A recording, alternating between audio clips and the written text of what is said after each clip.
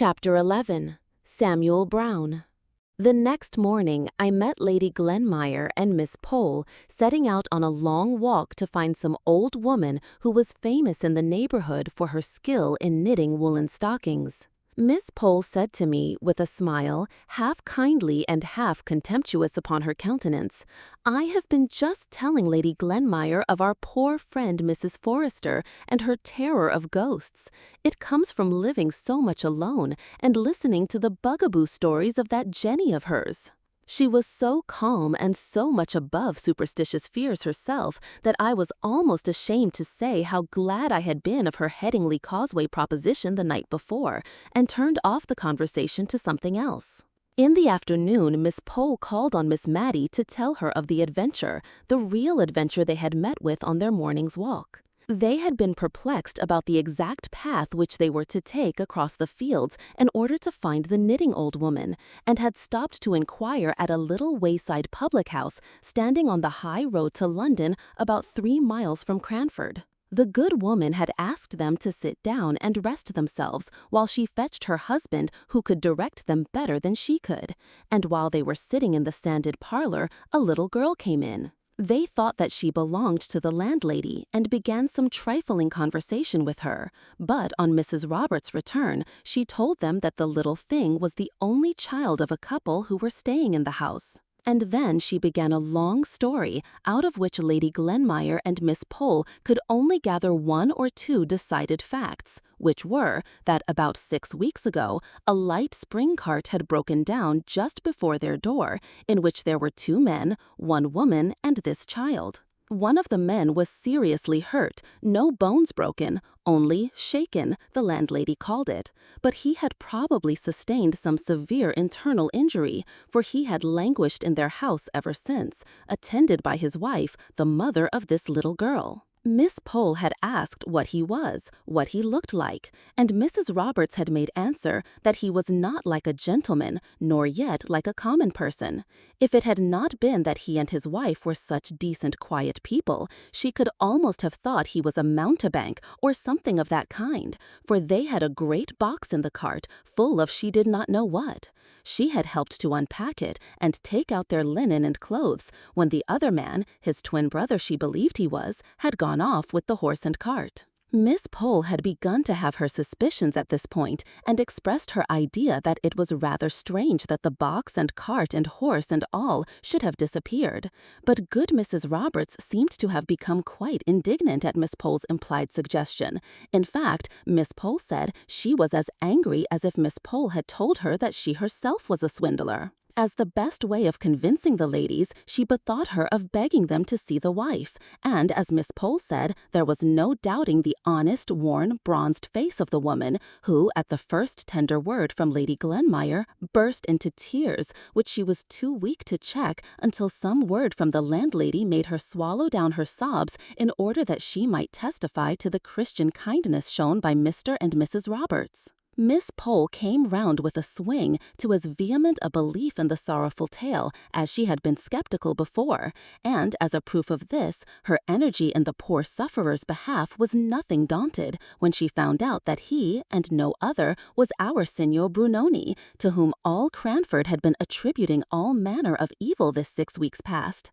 Yes, his wife said his proper name was Samuel Brown. Sam, she called him, but to the last we preferred calling him the Signor. It sounded so much better. The end of their conversation with the Signora Brunoni was that it was agreed that he should be placed under medical advice, and for any expense incurred in procuring this, Lady Glenmire promised to hold herself responsible, and had accordingly gone to Mr. Hoggins to beg him to ride over to the Rising Sun that very afternoon, and examine into the Signor's real state, and, as Miss Pole said, if it was desirable to remove him to Cranford to be more immediately under Mr. Hoggins's eye, she would undertake to see for lodgings and arrange about the rent. Miss Roberts had been as kind as could be all throughout, but it was evident that their long residence there had been a slight inconvenience. Before Miss Pole left us, Miss Matty and I were as full of the morning's adventure as she was. We talked about it all the evening, turning it in every possible light,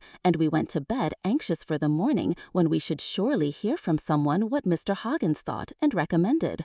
For, as Miss Matty observed, though Mr. Hoggins did say, "Jack's up," a fig for his heels, and called preference pref, she believed he was a very worthy man and a very clever surgeon. Indeed, we were rather proud of our doctor at Cranford, as a doctor. We often wished, when we heard of Queen Adelaide or the Duke of Wellington being ill, that they would send for Mr. Hoggins, but on consideration, we were rather glad they did not, for if we were ailing, what should we do if Mr. Hoggins had been appointed physician in ordinary to the royal family? As a surgeon, we were proud of him, but as a man, or rather I should say as a gentleman, we could only shake our heads over his name and himself, and wished that he had read Lord Chesterfield's letters in the days when his manners were susceptible of improvement. Nevertheless, we all regarded his dictum in the seigneur's case as infallible, and when he said that with care and attention he might rally, we had no more fear for him. But although we had no more fear,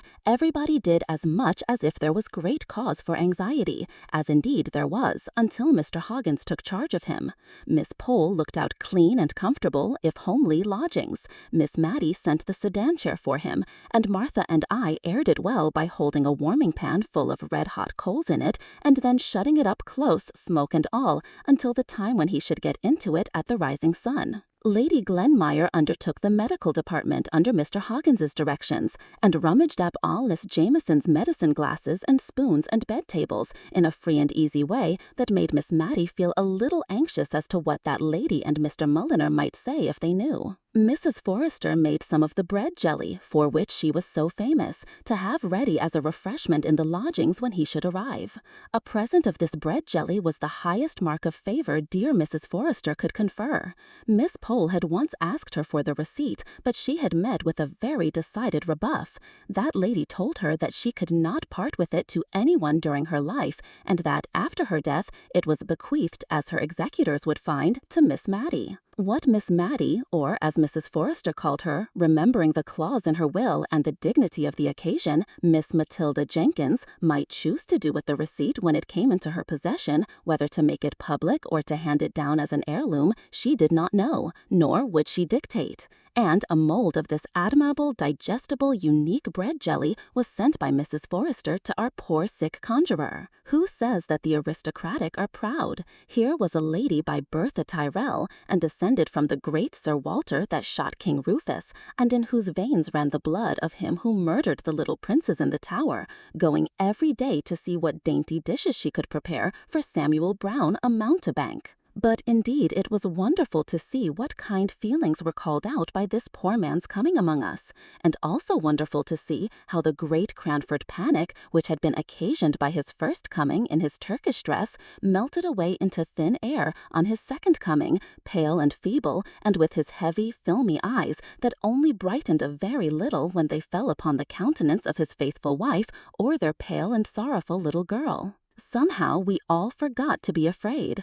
I dare say it was that finding out that he, who had first excited our love of the marvelous by his unprecedented arts, had not sufficient everyday gifts to manage a shying horse, made us feel as if we were ourselves again. Miss Pole came with her little basket at all hours of the evening, as if her lonely house and the unfrequented road to it had never been infested by that murderous gang. Mrs. Forrester said she thought that neither Jenny nor she need mind the headless lady, who wept and wailed in Darkness Lane, for surely the power was never given to such beings to harm those who went about to try to do what little good was in their power, to which Jenny tremblingly assented, but the mistress's theory had little effect on the maid's practice until she had sewn 2 pieces of red flannel in the shape of a cross on her inner garment. I found Miss Matty covering her penny ball, the ball that she used to roll under her bed, with gay-colored worsted in rainbow stripes. "My dear," said she, "my heart is sad for that little careworn child.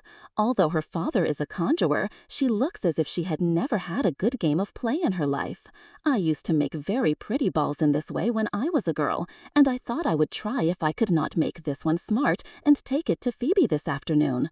I think the gang must have left the neighborhood, for one does not hear any more of their violence and robbery now." We were all of us far too full of the signor's precarious state to talk either about robbers or ghosts.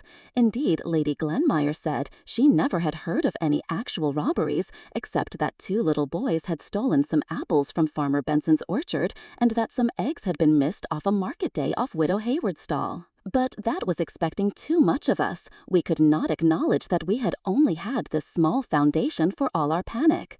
Miss Pole drew herself up at this remark of Lady Glenmire's and said that she wished she could agree with her as to the very small reason we had had for alarm, but with the recollection of a man disguised as a woman who had endeavored to force himself into her house while his confederates waited outside, with the knowledge gained from Lady Glenmire herself of the footprints seen on Miss Jamieson's flower borders, with the fact before her of the audacious robbery committed on Mr. Hoggins at his own door. But here Lady Glenmire broke in with a very strong expression of doubt as to whether this last story was not an entire fabrication, founded upon the theft of a cat. She grew so red while she was saying all this that I was not surprised at Miss Pole's manner of bridling up, and I am certain if Lady Glenmire